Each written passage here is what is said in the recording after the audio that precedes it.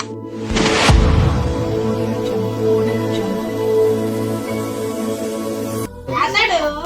సంగతులను గూర్చి ఆలోచించుకొనుచుండగా ఇదిగో ప్రభు కుమారుడైన యోసేపు నీ భార్య అయిన మరియను చేర్చుకొనుటకు భయపడకము. ఆమె గర్భము ధరించినది పరిశుద్ధాత్మ వలన కలిగినది. ఆమె యొక్క కుమారుని కనును. తన ప్రజలను వారి పాపం నుండి ఆయనే రక్షించును కనుక ఆయనకు యేసు అని పేరు పెట్టెదవలెను. దేవుని నామమునకు స్తోత్రం. హల్లెలూయా. ఇక్కడ మత్తయి సువార్త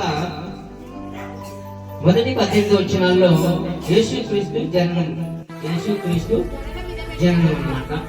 యేసుక్రీస్తు జననం గురించి మీకా గ్రంథంలో చూస్తే మీకా గ్రంథము 5:2 చూస్తే 5:2 చూస్తే బెత్లెహేము ఎఫ్రాయిము యూదవారి కుటుంబములలో నీవు స్వల్ప గ్రామమైనడు, నీ కొరకు ఇశ్రాయేలును ఏలబోయేవాడు నీలో నుండే వచ్చెను. పూర్వతన కాలము మొదలుకొని శాశ్వత కాలం వరకు ఆయన ప్రత్యక్షము అగుచుంటాడు. దేవుని నామమునకు స్తోత్రం.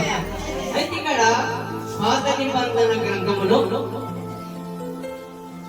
మీకా ప్రవక్త ద్వారా దేవుడు మాట్లాడు. క్రీస్తు పూర్వమే 710లో మాట్లాడటం, మీకా ప్రవక్తతో మాట్లాడటం జరిగింది. దేవుని నామమునకు స్తోత్రం.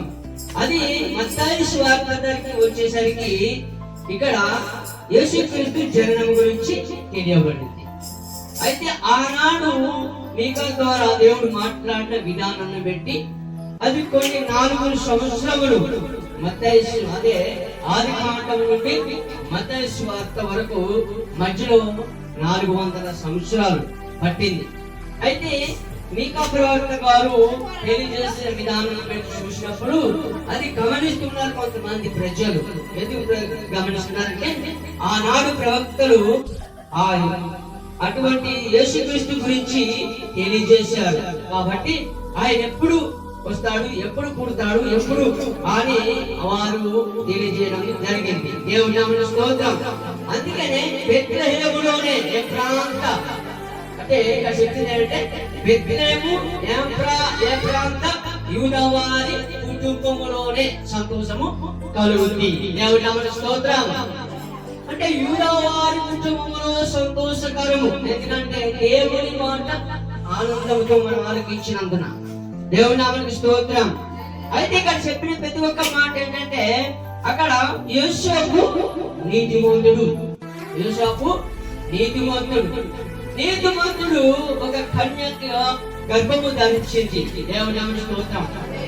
అంటే నీతిమంతుడు ఉన్నాడు యోసేపు. అంటే కన్య మరియ ద్వారా దేవుడు పరిశుద్ధాత్మ వలన గర్భవతివై ఉండువు అని చెప్పాడన్నమాట. దేవుని నామమునకు స్తోత్రం. హల్లెలూయా.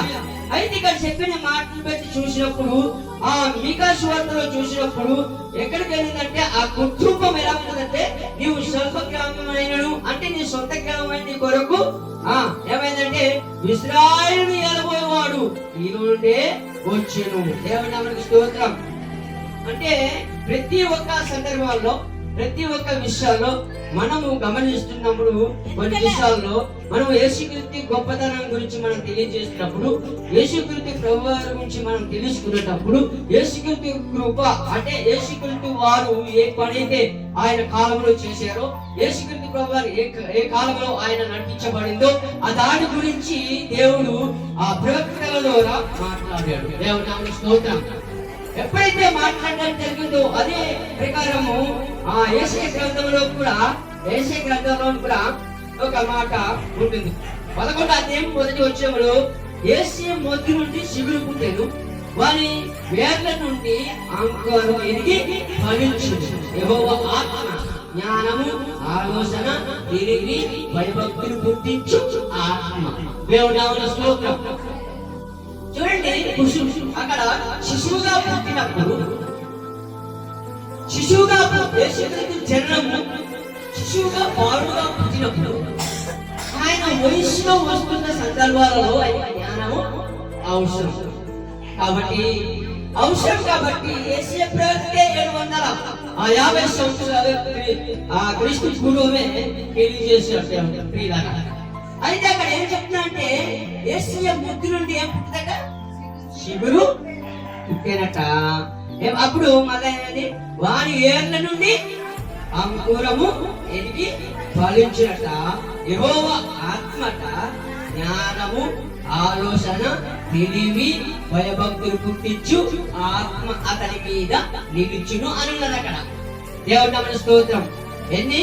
ఒకటి జ్ఞానం, రెండోది ఆలోచన, మూడోది తెలివి, నాలుగోది ఏంటంటే భయభక్తులు.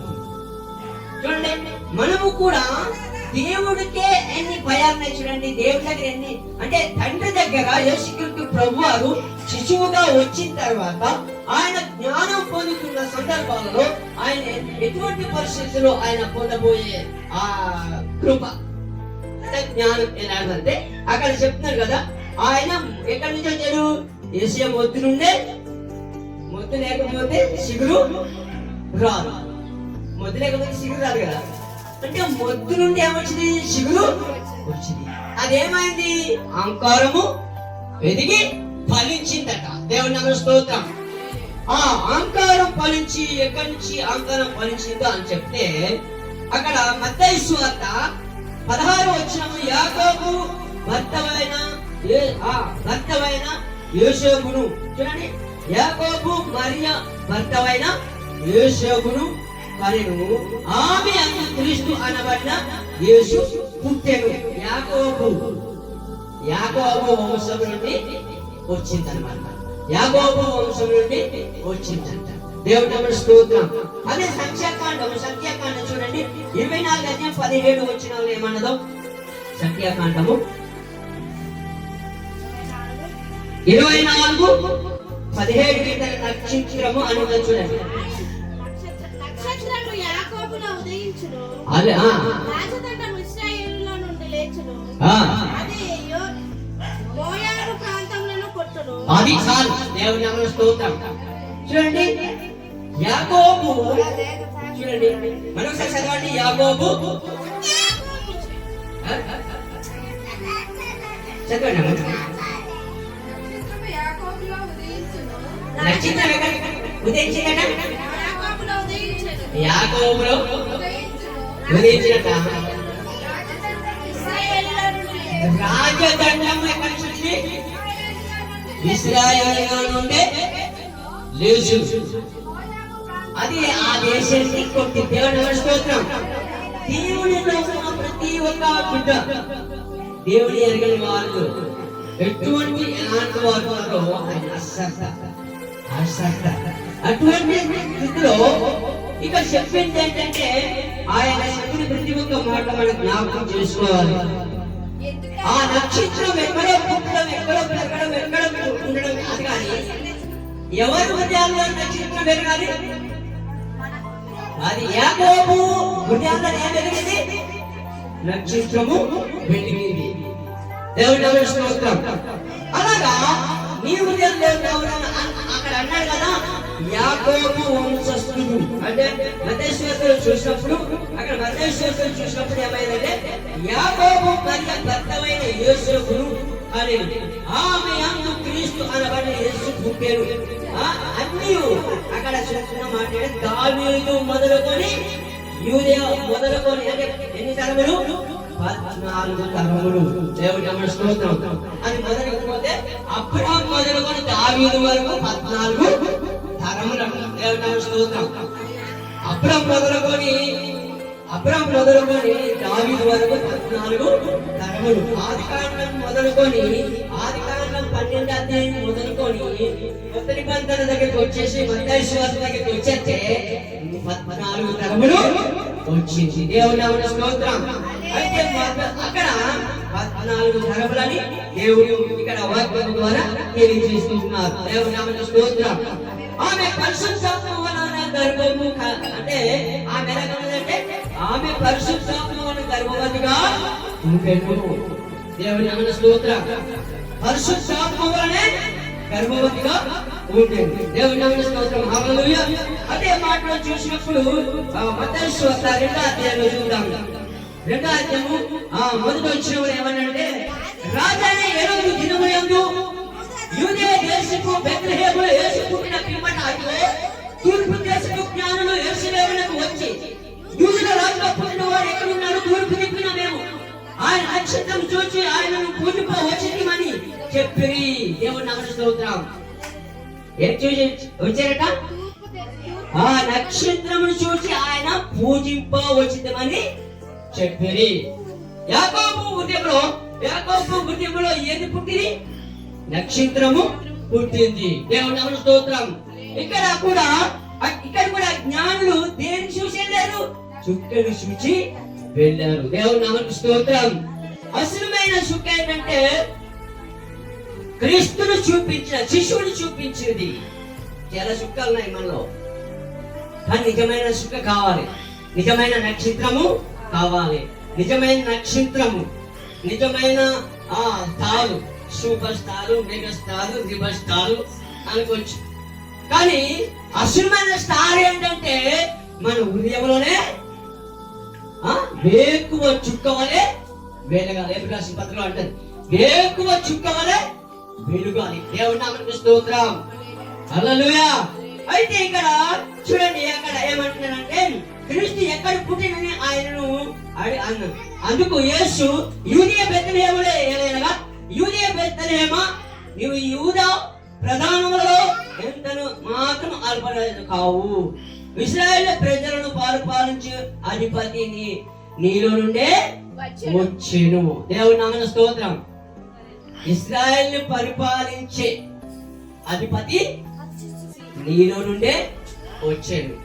అంటే మనలో నుండే ఆయన వచ్చాను, అంటే మన పోలికలోనే ఆయన వచ్చాను, అంటే మన పోలికలోనే ఆయన అంటే వచ్చాను. కాబట్టి ఆయన పోలికలో మనము సృష్టింపబడిన వారం. ఆదికాండంలో చూస్తే మనం ఆయన పోలికలో సృష్టింపబడిన వారం, ఆయన పోలికలో ఉన్నవారం. కాబట్టి ఆయన ఏమంటున్నాడంటే మళ్ళీ తిరిగి ఆయన పోలికలో పుట్టిన వారమే. కాబట్టి మీ పోలికలో నేను మనిషి కుమారుడిగా మీ మధ్యకి వచ్చి మీలో ప్రత్యక్షిస్తాను. అందుకే కన్యా మరియ గర్భమున నేను శిశువుగాను, బాలుడుగాను, క్రీస్తుగాను పుడతానని. దేవుని నామమున స్తోత్రం. హల్లెలూయా. అయితే ఏదో ఒక విధంగా ఆ కన్యా మరియ గర్భమున పుట్టకపోతే అటువంటి తల్లి ఎవరో తెలియదు కదా.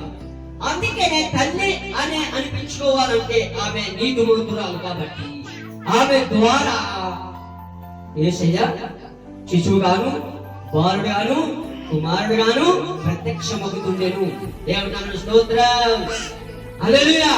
ప్రత్యక్షమవుతున్నప్పుడు ఆయన క్రీస్తు పూర్వమే 750లో యేసు ప్రభువుతో మాట్లాడుతున్న మాట ఏంటంటే, కొన్ని వేల సంవత్సరాలే యేసు ప్రభువుతో మాట్లాడుతున్న మాట ఏంటంటే 9-6 వచనం యేసయ్య గ్రంథంలో ఏలయనగా మనకు శిశువు పుట్టెను, మనకు కుమారుడు అనుగ్రహించబడెను, ఆయన భుజముల మీద రాజభారము ఉండెను. దేవుని నామమున స్తోత్రం. ఏ భారము? రాజ్యభారము. ఇక్కడ చూసాం కదా, ఎక్కడ సంఖ్యాకాండం చూసాం కదా ఏ భారం అంటది అక్కడ ఉంది. సంఖ్యాకాండములు కింద చూస్తే ఏ భారం ఉందంటే అక్కడ చూడండి, రాజదండము ఇశ్రాయేలు నుండే లేచును. ఏ దండము? రాజదండము ఇశ్రాయేలు నుండే లేచును. అంత పవర్ఫుల్ ఆత్మ మీలో ఉన్నప్పుడు, మీ పరిశుద్ధాత్మ గురువులై ఉన్నప్పుడు యేసు చూడే శక్తి మీలో దేవుడు అనిపించగలడు. ఆమె చెప్పుదాం. హల్లెలూయా. క్రీస్తును చూసే శక్తి మీలో అనిపించగలడు. మీలో అందరూ దేవుని స్తుతిస్తున్నారు, ఆరాధిస్తున్నారు, కానీ దేవుని చూడాలని ఆశ మనలో కలగాలి. తూర్పు దేశపు జ్ఞానులే రాజు దగ్గరికి వెళ్ళిన తర్వాత తూర్పు దేశము ఇక్కడ చెప్పిన మాట ఏంటంటే, తూర్పు దేశపు జ్ఞానులే రాజు దగ్గరికి వెళ్ళి యూదయ ఇక్కడ అంటే రాజు అయిన హెరోదు దినములందు యూదయ దేశము బెత్లెహేములో యేసు పుట్టెను. పిమ్మట ఇదిగో తూర్పు దేశపు జ్ఞానులు యూదయ రాజుగా చూడవాడే కాడు తూర్పు దిక్కున మేము ఆయన నక్షత్రం చూచి ఆయన పూజించి వచ్చింది అని చెప్పింది. దేవుని నామమున స్తోత్రం. హల్లెలూయా. అప్పుడు ఇక్కడ ఆ ప్రవక్త పలికిన మాట వ్రాయబడినట్టు ఇదంతా జరిగింది. ఏ రోజు జ్ఞానము రహస్య జ్ఞానులు పిలిపించి ఈ రోజు ఎవరు పిలిపించారు?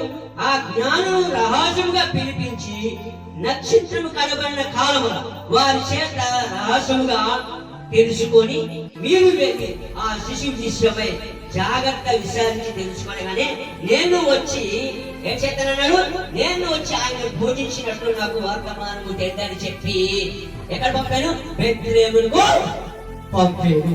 దేవుని నామమునకు స్తోత్రం. చూడండి, యూదయ దేశంలో బెత్లెహేములో క్రీస్తు పుట్టిన. అయితే నేను ఆయన పూజిస్తాను. ఎందుకంటే ఆయన మళ్ళీ ఏం చేశారంటే, తూర్పు దేశపు జ్ఞానులు వెళ్ళిన తర్వాత సాగిల పడ్డారు, నమస్కారం చేశారు, కానుకలు ఇచ్చారు. ఇచ్చిన తర్వాత వస్తున్న సందర్భంలో ఏం చేశారంటే దేవుని దూత ఆ వైపు వెళ్ళవద్దు, మీరు వేరే వెళ్ళిపోండి. దేవుని నామమునకు స్తోత్రం. దేవుని నామమునకు స్తోత్రం. హల్లెలూయా. అలాగే చెప్పిన ప్రతి ఒక్క మాటను చూసినప్పుడు ఆయనలో ఏముంది? రాజదండన ఉంది. మనలో కూడా రాజభారము ఉండాలి. ఆయన రాజభారం మనలో ఉన్నప్పుడే మనము ఇంకా బలముగా ఉండగలుగుతాం. దేవుని నామమునకు స్తోత్రం. హల్లెలూయా. అయితే ఇక్కడ చెప్పిన ప్రతి ఒక్క మాట ఏమంటే యెషయా గ్రంథం 7:14 అంటాడు, కాబట్టి ప్రభువు తానే ఒక సూచన మీకు చూపును, ఆలకించండి. కన్యక గర్భవతి కుమారుడు కని అతనికి ఇమ్మానుయేలు పేరు పెట్టెదరు. దేవుని నామమునకు స్తోత్రం. ఇమ్మానుయేలు అనగా పేరునకు భాషాంతరము దేవుడు మీకు తోడని అర్థం. ఆ మాట ఇక్కడ మత్తయి సువార్త 1:23 చదవండి. మత్తయి సువార్త 1:23. ప్రభువు తన ప్రభుత్వం ద్వారా పలికిన మాట నెరవేరినట్లు ఇదంతయు జరిగెను. ఇమ్మానుయేలు అనే పేరును భాషాంతరమున దేవుడు మనకై తోడని అర్థము. అది దేవుని నామమునకు స్తోత్రం. ఇమ్మానుయేలు అనే పేరునకు భాషాంతరము దేవుడు మనకి తోడని అర్థం. దేవుని నామమునకు స్తోత్రం. అందుకే ఇక్కడ ఈ మాటలో చూసినప్పుడు ఇక్కడ యెషయా గ్రంథం 7:14 చూసినప్పుడు ఇమ్మానుయేలును పేరు పెట్టుము. అక్కడ ఇమ్మానుయేలు పేరు పెడితే దానికి ఏంటి అర్థం అంటే దేవుడు మనకి తోడని అర్థం అని మత్తయి సువార్త అక్కడ తెలియజేస్తుంది అనమాట. దేవుని నామమునకు స్తోత్రం. 23 దేవుని నామమునకు స్తోత్రం. హల్లెలూయా. హల్లెలూయా. యాకోబు నుండి నక్షత్రం ఏమైంది? ఉదయించెను. యాకోబు నుండి నక్షత్రము ఉదయించెను. దేవుని నామమునకు స్తోత్రం. హల్లెలూయా. అలాగే అక్కడ యేషయాలో కూడా యేసుక్రీస్తు ప్రభువారు ఇక్కడ ఎలా మాట్లాడాడు? దేవదూత, గంభీర దేవదూత మాట్లాడింది. అలాగే మరియమ్మతో కూడా గంభీర దేవదూత మాట్లాడింది. అలాగే మొత్తం దేవుడు ఇటువంటి పరిస్థితిలో మన హృదయాల్లో కన్య మరియ గర్భంలో ఎలాగైతే పుట్టారో మన హృదయాల్లో కూడా దేవుడు పుట్టాలి, శిశువుగాను బాలుడుగాను పుట్టాలని ప్రభు పేరిట మనం చేస్తున్నాను. దేవుని నామమునకు స్తోత్రం. హల్లెలూయా. మరి చిన్న వాక్యము దేవుడు దీవించి ఆశీర్వదించుగాక. ఆమేన్. ఇంకా చెప్పాలంటే మరి రేపు ప్రార్థన. మహాపరిశుద్ధుడా, పరిశుద్ధ ఆత్మదేవా, నీకే వందనాలు, నీకే స్తుతులు స్తోత్రాలు ప్రభువా. ఓ రాజా, నీకే స్తుతార్చన స్తుతులు దేవానికి వందనాలు రాజా. నానా ఈ నెలలో డిసెంబర్ నెలలో తండ్రి ప్రభువా, యేసయ్యానికి వందనాలు స్తోత్రాలు తండ్రి.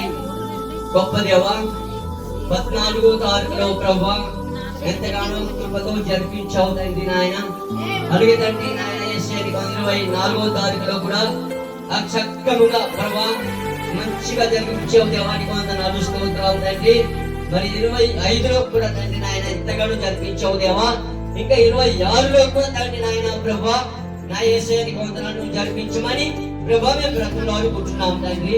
ప్రతి ఒక్క నీ బిడ్డలను ప్రభువా, ప్రతి ఒక్క బిడ్డను ప్రభువా నాన్న తూర్పు దేశపు జ్ఞానులు ఏ విధంగా అయితే ప్రభువా చుట్టూను చూసి క్రీస్తును చూడాలని, శిశువు చూడాలని, బాలుని చూడాలని ప్రభువా నాయన వారు తండ్రి ముగ్గురు జ్ఞానులు తండ్రి ప్రభువా ఏ విధంగా అయితే తండ్రి ధనమును కూడగొట్టుకొని నాయన ప్రభువా ప్రాంతానికి వెళ్ళారు తండ్రి నాయన ప్రభువా అలాగే తండ్రి బిడ్డలందరూ కలిసి తండ్రి ప్రభువా నాయన ఉన్న ఉన్న దానిలో ప్రభా దేవా దేవుని చూడాలని, క్రీస్తుని చూడాలని, శిశువుని చూడాలని, బాలుని చూడాలని తండ్రి బిడ్డలు హృదయాల్లో నిశ్చయించుకొని యాకోబు నాయన హృదయాల్లో నక్షత్రము వెలిగినట్టుగా తండ్రి బిడ్డలు ప్రతి ఉన్నారు నాన్న బిడ్డల హృదయాల్లో తండ్రి నక్షత్రం వెలిగినట్టుగా యేసుక్రీస్తు రక్తంతో నా యేసుక్రీస్తు సూచనలతో యేసుక్రీస్తు నెరవేరుతున్న సహాయం చేయమని తండ్రి నాయన నేను అడుగుతున్నా తండ్రి సేవకులు అని అందరినీ ప్రభు నడిపించు బలపరుచు. రేపు జరుగుతున్న కార్యక్రమం అంతట్లో తండ్రి ప్రభు సహాయం చేయమని అడుగుతున్నాను తండ్రి. ఈ రాత్రి తండ్రి నాయన నీ నాన్న ప్రభా నాయన తండ్రి నాయన ప్రభా నీ సూచనలు చూడాలి, నీ దర్శనాలు చూడాలి నాయన. యోసేపుతో మాట్లాడిలో, మరియమ్మతో మాట్లాడిలో, అలాగే ప్రభా నాయన జేకబ్తో మాట్లాడిలో, అలాగే ప్రభా యేసుతో మాట్లాడిలో, అలాగే ప్రభా నువ్వు మాతో మా అందరితో ప్రభా వినడంతో నాయన తండ్రి వృద్ధులతో నాయన ప్రతి ఒక్క బిడ్డతో సంఘ బిడ్డలతో ప్రభా అందరితో ప్రభా నువ్వు మాట్లాడమని అడుగుతున్నాను. ఎవరి కొరత నడుస్తున్నాను తండ్రి యొక్కయు కుమారుని యొక్కయు పరిశుద్ధాత్మ శక్తితో నింపమని అడుగుతున్నాను తండ్రి. కోతలను తండ్రి పరిశుద్ధాత్మ ఎవరి కోతలను అబ్రహం మొదలుకొని దావీదు వరకు 14 తరముల వచ్చి యేసుక్రీస్తు జన్మము తండ్రి నాయన ఏ విధంగా ఉందో తండ్రి నాయన యేసుక్రీస్తు ప్రభువారు 2000 సంవత్సరాల క్రితమే తండ్రి భూమి మీదకి వచ్చి ప్రభా నాయన దాసుని స్వరూపంలో నాయన రీతిగా చేసుకొని తండ్రి ప్రభా నాయన తండ్రి నా యేసుని కొందరు మన పాపములన్నీ తొలగించుటకు రక్షించిన దాన్ని వెతికి రక్షించుటకు తండ్రి భూమి మీదకి తండ్రి మానవులందరూ మానవ జాతిగా వచ్చి ప్రభా మాతో కలిసి నాయన నా యేసుని కొందరు రక్షించడానికి తండ్రి వచ్చావు తండ్రి. మమ్మల్ని ఎంతగానో నడిపిస్తున్నావు తండ్రి.